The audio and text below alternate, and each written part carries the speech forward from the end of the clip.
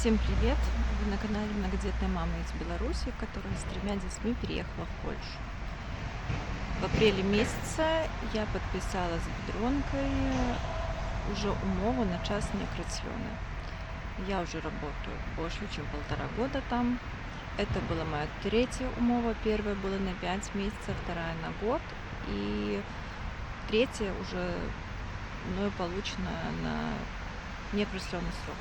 Что лично меня очень радует, потому что все равно был такой определенный страх, я бы сказала, перед каждым продлением. А сейчас я могу там работать хоть до конца своих дней, как говорится. Что изменилось? За это время я стала опекуном.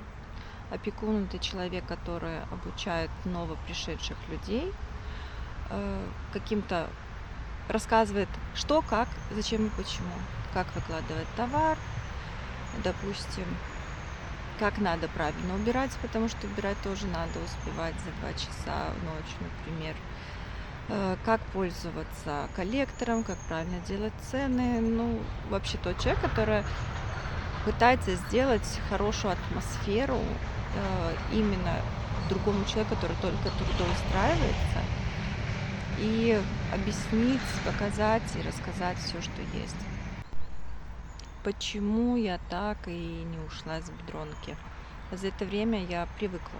Ну, как бы это банально ни звучало, я привыкла ко всему. Человек такое существо, как я говорю, что привыкаешь.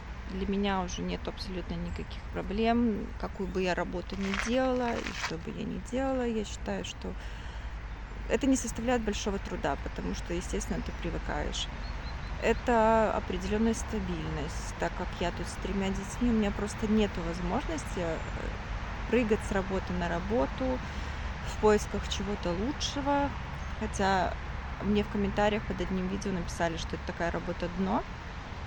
А я считаю, что дно — это вообще не работать в поисках работы мечты, потому что на самом деле я знаю таких людей, которые просто: я лучше не буду работать, пока не найду работу, ту, которая я бы хотела, представляла в своих снах, с такой зарплатой, которую бы хотела получать или хотела бы получать.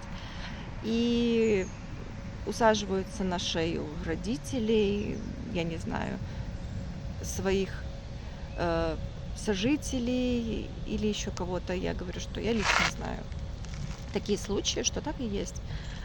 У меня нет возможности искать эту работу мечты, поэтому я работаю в Biedronке. Тем более сейчас в Польше поменялись, изменения очень большие произошли. В первую очередь для получения 800+, родитель обязан работать. Когда я только приехала в Польшу, я могла получать 800+ просто по визе.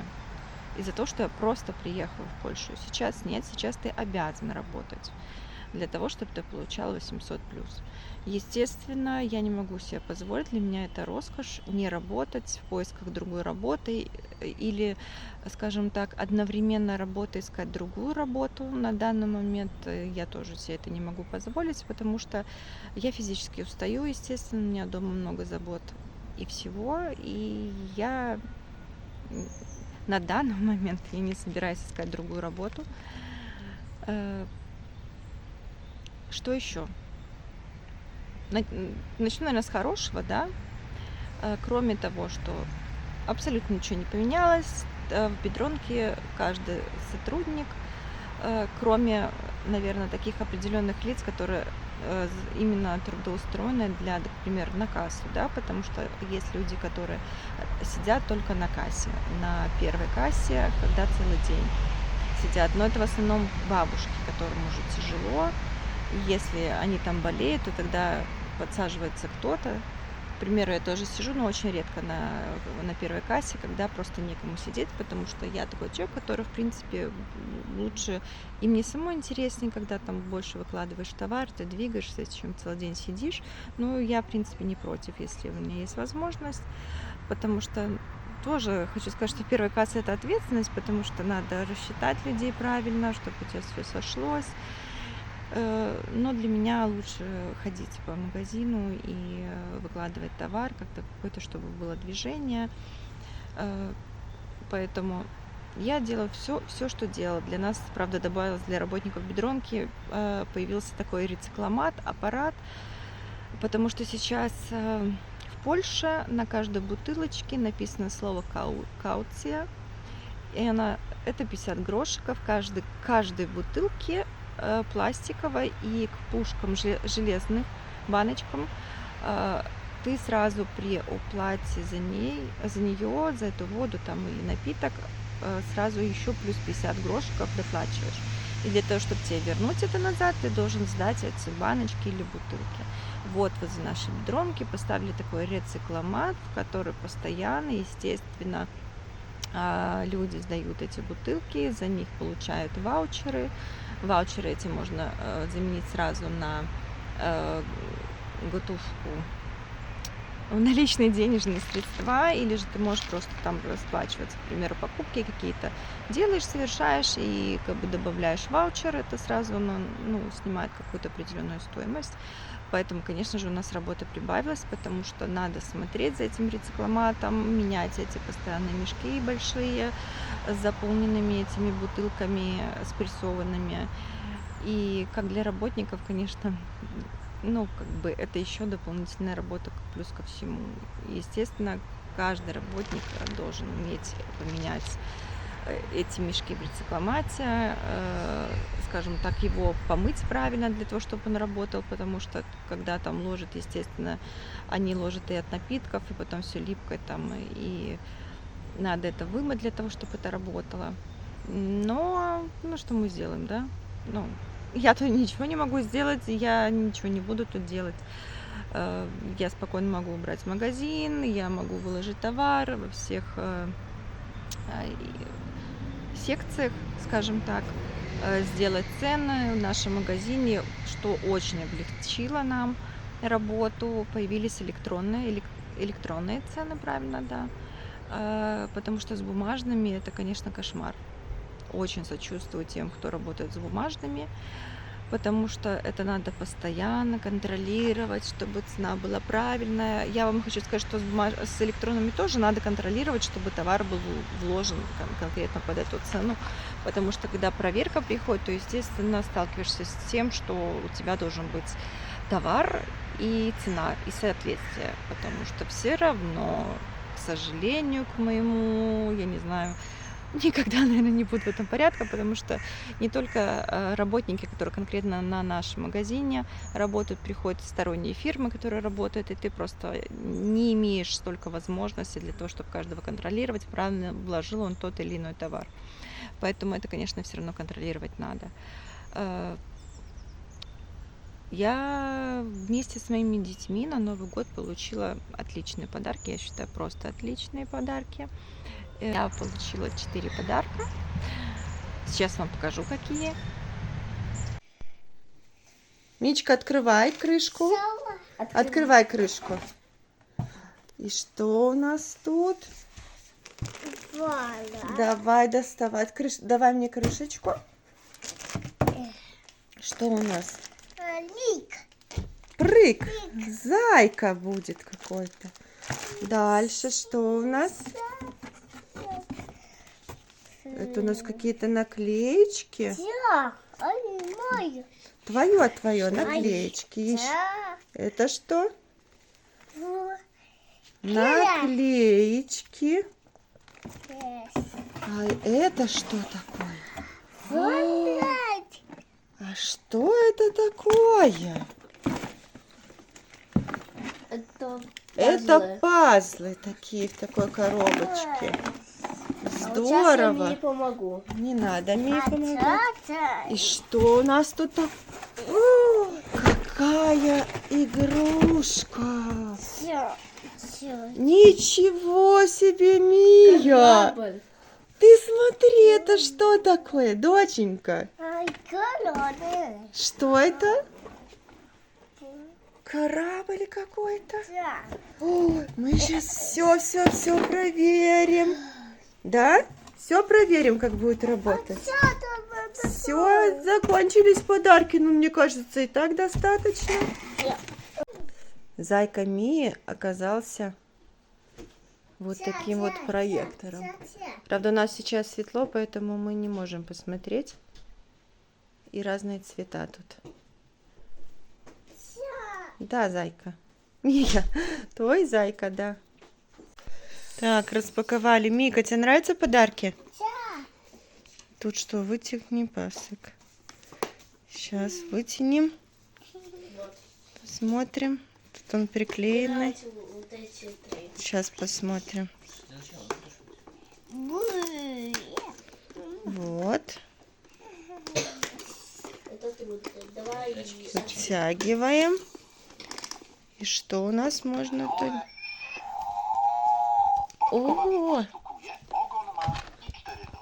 Это можно сюда вставлять, Мика. Это надо будет вставить. Ставить сюда. А нет, это звуки. Вот сюда. Смотри. Вот этот чувак, капитан. Смотри. Черный и красный. Вот, и у нас еще тут всякие пассажиры. Капитан, наверное, это кто поведет. Да. А скорее всего это Ноев ковчег. Я так предполагаю. Берешь. Ну давай. Что у тебя там? Подожди. Так. Первое, что это? Это, я не знаю, что это. Бидон. Самое главное, Семен, бидон. Это самое главное. Это у нас Зестов наклеек. Так. Это Дугопис 3D. Ручка 3D. пазл. И это Семины подарки. И последний. Пазлы и игра акробат. Все. Всё, пусто. Закончил. Пусто. Подарки Семена. Это Ванин подарок, так как Ваня не хочет сниматься. Мама. Поэтому открою я. Это рюкзак такой, в принципе, довольно прочный, я бы сказала. Что у нас тут будет в рюкзаке? Одной рукой сложно. Давай. Открываем. Итак. Пазлы какие-то. 51 элемент. Деревянная Эльфелевая башня. Мама, она очень Сёма? Игра. Zero. А это у нас проектор. Ничего себе, смарт-проектор. И бидон. Очень нужная вещь для моих пацанов. И все. И рюкзак. Но проектор, конечно, это круто. Никаких вопросов. Все подарки крутые. И мой взрослый подарок. Это у нас открытка и конфеты. Коробка. Это у нас что? Это у нас клубника в шоколаде. Бананы в шоколаде.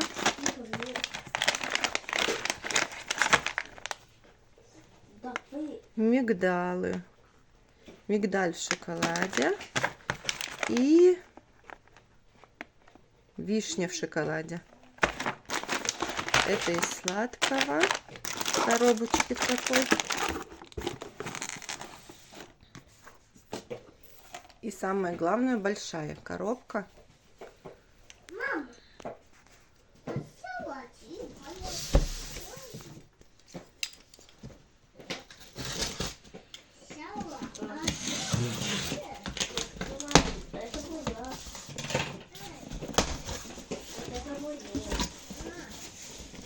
Что мы тут у нас видим?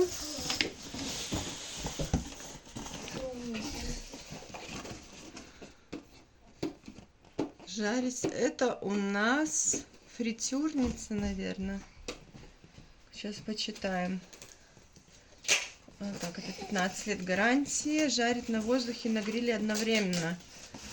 Ну, тут даже есть на русском языке. Сейчас мы постараемся достать и посмотрим, что это. Сейчас я постараюсь достать. Очень объемное и большое. Смотри, это твое.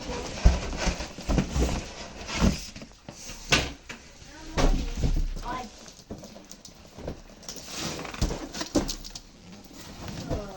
Взрослый подарок. Это у нас на русском языке нету. Но, как я понимаю, это фритюрница. Мама, Все, будем кушать полезную и вкусную еду. Здорово. Я считаю, что это подарки отличные. Это, кроме этих подарков, нам, как работникам, дали 10 ваучеров по 100 злотых и еще 560 злотых одним экодом. То есть, если экод, например, я пошла, делаю абсолютно любые покупки, и я просто расплачиваюсь этим экодом, без разницы, алкоголь, не алкоголь, абсолютно, и просто ты расплачиваешься этим кодом, и все. А то ваучеры, которые были по 100 злотых, 2 из них можно было использовать на алкоголь, а 8 на товары такие продовольственные, то ты должен, например, сделать покупки на, если используешь ваучер на 100 злотых, значит на 110, чтобы ты хотя бы 10 ты платил, 100 оплачивается этим ваучером. Если на 200, то 220, ну и так далее. Я тоже считаю, что это просто очень приличный подарок к Новому году. Кроме таких подарков, которые мы получили на руки, это были еще деньги. Сейчас я ходила на бадание, сдавала кровь. Сдавала кровь из вены, анализ крови. Это тоже от бедронки. На данный момент я уже забыла, честно говоря, как это на русском будет. Ну, скажем, анализ крови, да, там было 13 показателей. Такое обследование, оно стоит больше 740 злотых. Это оплачивает фирма, но я должна буду оплатить, я еще, честно говоря, не оплачивала. Какой-то будет минимальный налог у меня со 162 злотых, по-моему, 12% взят за то, что как бы проспонсировала моя организация мне вот это обследование. Я тоже считаю, что это очень здорово. Самое, что я бы похвалила, опять-таки я участвую, есть такое вакация с бедронкой, когда ты можешь своего ребенка отправить за счет бедронки, оплатив опять-таки минимальное что-то на море, на озеро или в горы. В этом году я оформила Семену и поездку, это как лагерь, на неделю, на 8 дней на озеро. Чтобы вы понимали, это стоит 2460, если я не ошибаюсь, злотых, из которых мне надо было платить только 310. Конечно же, они смотрят на доход, какой у тебя, и на члена семьи именно, исходя из этого суммы, которая к доплате. Но я считаю, что это здорово. Здорово. Я сначала думала на море, потом подумала, что на море мы можем сами съездить, в горы, ну, немножко в горы побоялась, хотя на горы разобрали просто все места за выходные. Ну и на озеро я подумала, там будет и вода теплее, и для первого раза, чтобы он съездил, я надеюсь, ему очень понравится, и я надеюсь на это. Это будет на Кашубах, возле, там недалеко от Гданьска. Поэтому вот в августе у меня Семен поедет уже на этот каникулы с бедронкой, это называется, на эти каникулы, в этот лагерь с другими детьми, родители которых работают в бедронке. Что я могу еще сказать? И если вы сомневаетесь, работать вам, не работать, то я считаю, что каждый должен пробовать. Каждый должен пробовать, подходит эта работа, не подходит эта работа. Я даже не пересматривала первое мое видео, которое я рассказала про бедронки, какие там нюансы, особенности, но хочу сказать, что это нормальная работа. То есть эта работа, как и все, она, главное, оплачивается. Я знаю людей, которые работают на других работах, скажем так, которые получают меньше, чем я. К нам пришла женщина сейчас, которая работала на заводе, и она сказала, что: Алена, ты думаешь, что там лучше? Да не лучше, ты получаешь плюс-минус такие же деньги, но завод это, ну, для нее конкретно было совершенно не то, она вот выбрала работать в бедронке. Каждый выбирает, подстраивается под себя. Я считаю, что все работы, они заслуживают уважения абсолютно. Кем бы ты ни работал, к нам приходят по 18, по 19 лет ребята и девчонки, и парни, и которые делают все и не считают, что это что-то дно, как комментировали, да, что это работа, за которую получаешь зарплату. Тем более же, если вы знаете, если до 25 лет ты учишься где-то, даже в школе полициальной, ты можешь там не платить какие-то определенные налоги, у тебя не будут высчитывать из зарплаты, естественно, твоя зарплата будет выше. Поэтому, так как у нас студенты работают, да, учащихся в университетах, на полные ставки, на 0,75, на 0,5 ставку. Они совмещают это с работу, с учебой, и никто мне ни разу не жаловался о том, что ой, как я жаловалась вам в начале, да, что насколько это тяжело и сложно, и насколько несоответствие зарплаты с трудом. Конечно, хотелось бы больше зарплату. Никто это не скрывает, и всегда хочется больше, правильно? Но я считаю, что надо довольствоваться тем, что есть. Поэтому я продолжаю работать в бедронке. Повторюсь, это уже больше, чем 1,5 года. Меня устраивает то, что и близко к дому, возле моего дома и садик МИИН, и школа. Единственное, что Ваня ездит далеко, я хожу пешком на работу. Поэтому пробуйте, я вам советую сидеть. Конечно, можно, если у вас есть возможность, пожалуйста, вы ищите что-то другое, пробуйте, может, кому-то больше нравится на заводе, потому что знаю людей, которые просто встречают языковой барьер и просто боятся больше общаться боятся самого общения, скажем так, и поэтому находят работы, которые приводятся к общению к минимуму. Ищите, смотрите, но все работы хорошие, все работы, я считаю, заслуживают уважения, как и моя работа в бедронке. Какое бы я в это время ни делала, или убирала, извините, мусор, который возле магазина, или сидела на кассе, или выкладывала товар, или выпекала булочки. Но это мой выбор, правильно? Ваша работа – это ваш выбор. Я бы хотела, чтобы вы мне рассказали. Может быть, есть такая возможность, кто-нибудь в комментариях расскажет, кем вы работаете. Хотела бы искренне прочитать комментарий человека, который нравится его работа, которая соответствует зарплате, именно который сказал бы: вот я работаю на таком-то, таком-то становиску, и вот моя зарплата такая-то, и это просто работа мечты. Я всем желаю такой вот работы. Я бы очень хотела прочитать такой комментарий.